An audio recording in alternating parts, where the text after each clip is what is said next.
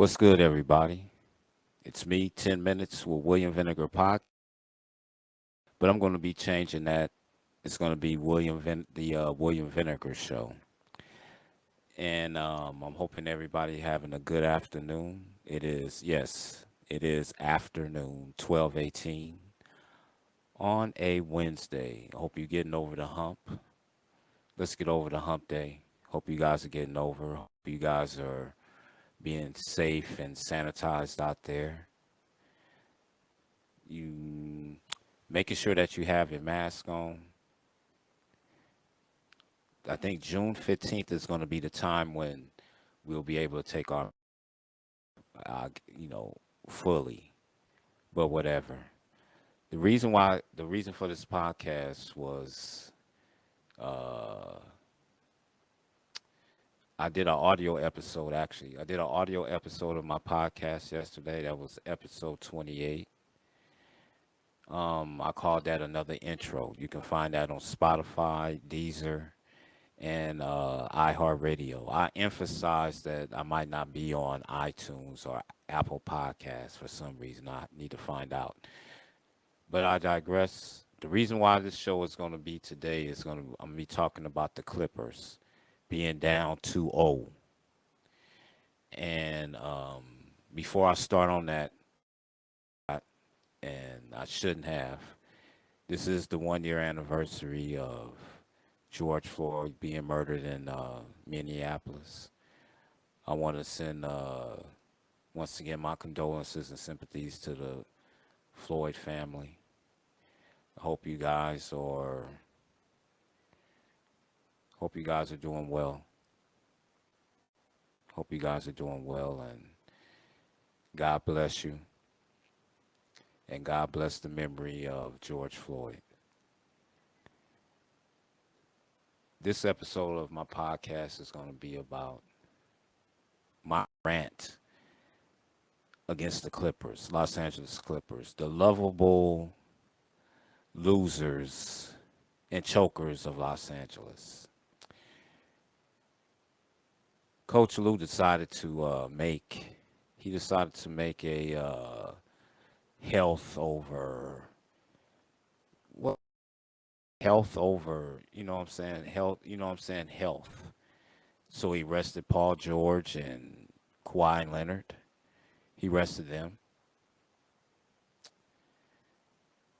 They had already missed by various injuries. They had already missed. Kawhi played a total of 54 games, and I believe George played 52. So they didn't play the full slate of 72 games. So they missed together. They missed about 40 games together. And see, that's the opportune thing is together. Now, the Clippers being down 2-0 and this coach saying he's not concerned when you actually tanked. I didn't want to believe that you tanked, but you did. You tanked the last two games of the season just to get those starters some rest. You know, I just don't agree with that decision. Now, when you look at it in hindsight, now that you're down 2-0, you did it to avoid two teams, right? The Portland Trail Blazers. Oops, sorry about hitting my mic. Blazers and Lakers. Both of their series are tied. You know, the Lakers had to play in the play-in game. And you did that so you can avoid playing them. And now look at you. You're down 2-0 to a team that you played in the bubble last year that took you to the brink. I mean, you wasn't the head coach, but you sat down there and seen it.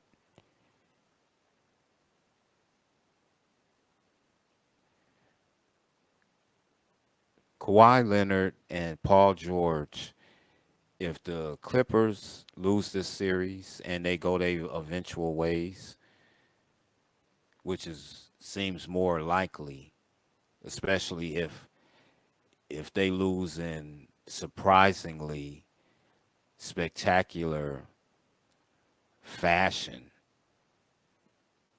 you know,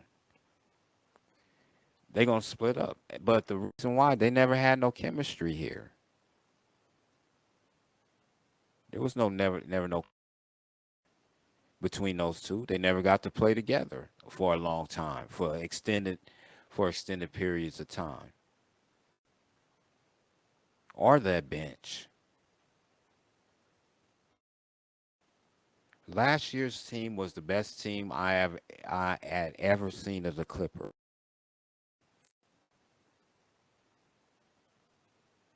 You had Arel, Sweet Lou,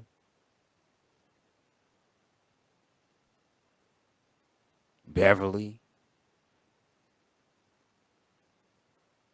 He talks a lot of shit, but hey, he can D up.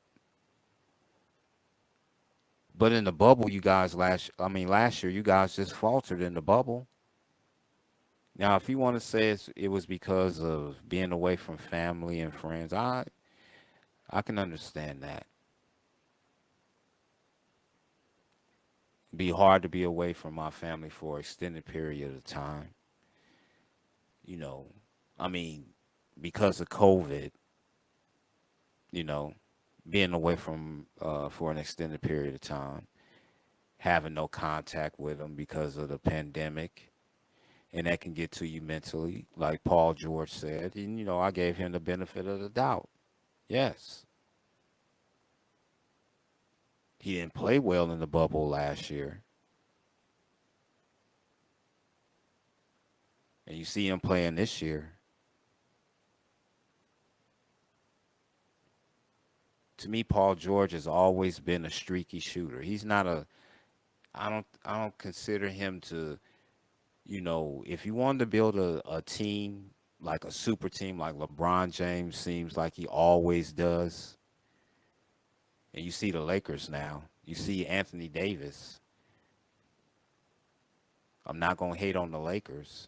I'm not a fan, but look at them. I think they're gonna roll through. I think it was just the same way as last year in the bubble. They lose that first game, and then they're just gonna roll through.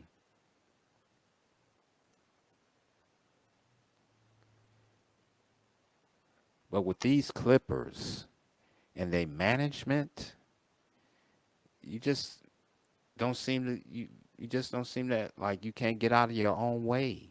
I just don't understand it.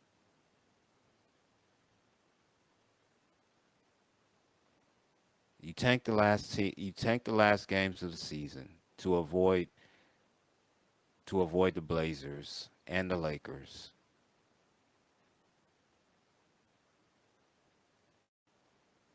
The Lakers had to play a play-in game, and it wouldn't have been like they would have been less rested than you.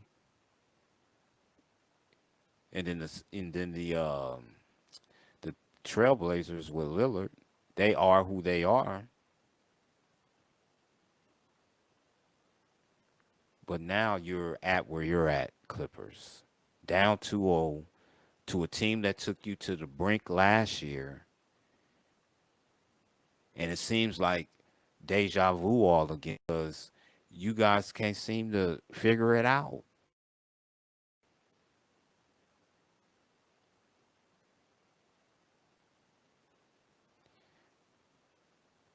I was one of the people calling for Doc Rivers to be fired. I did.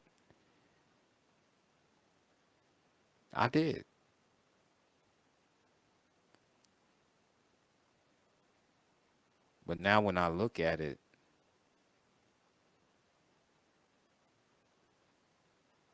maybe he should have kept his job. Hmm. Clippers are still playing the same. They still folding under the pressure.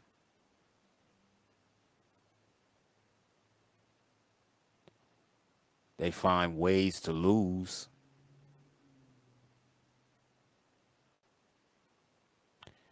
I wonder who Kawhi Leonard thinks about think about should I have ever called Paul George to come team up with me with the with the Clippers.